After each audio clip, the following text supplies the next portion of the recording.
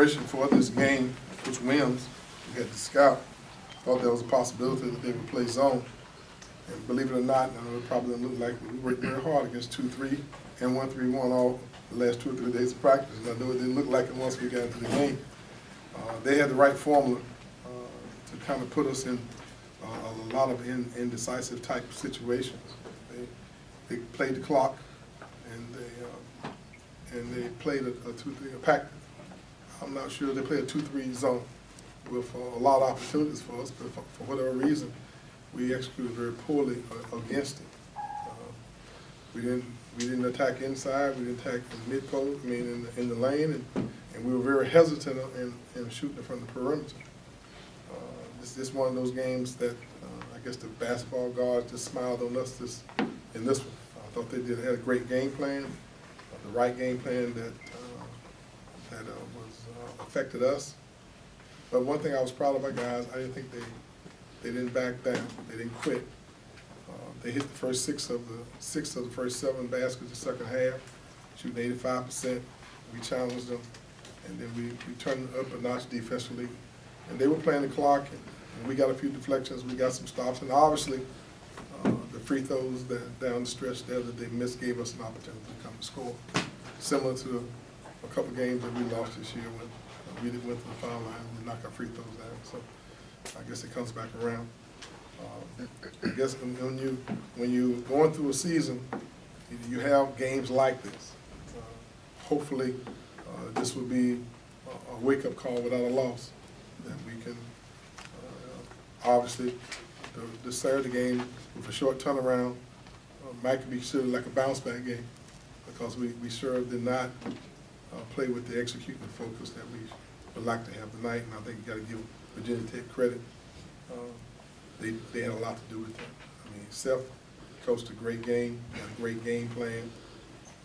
They hit some shots that we didn't defend very well. They put a lot of perimeter guys on the floor out of necessity because 2 of the inside guys didn't play. And so you have to give them credit for that. But I thought our guys were resilient.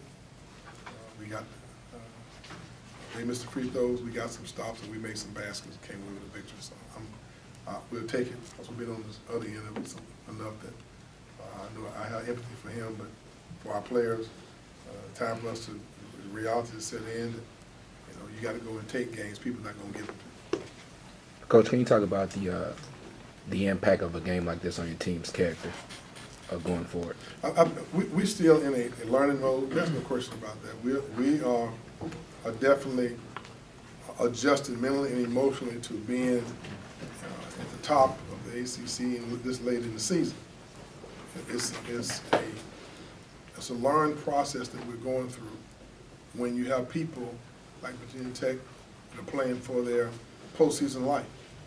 And you have a tendency to remember that you did win the last game, but you forget the fact that it was a very hard-fought game, and with a very few seconds on the clock, Carl stepped up to the line, hit 2 free throws that gave us a little cushion to win the game in Blacksburg. Sometimes you got to find a way to get that mental edge. You got to want to stay at the top more than teams want to defeat you and move themselves up. So I think we'll take a lot from this game.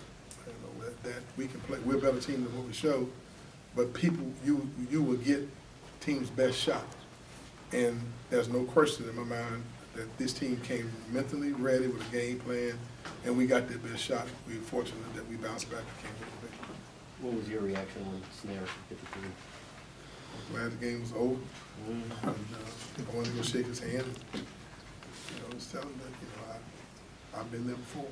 And, but I was pleased for our kids. But in my mind, I'm thinking that, gosh, we dodged the bullet tonight. Let's not take this for granted. Let's come back and be better prepared for Saturday.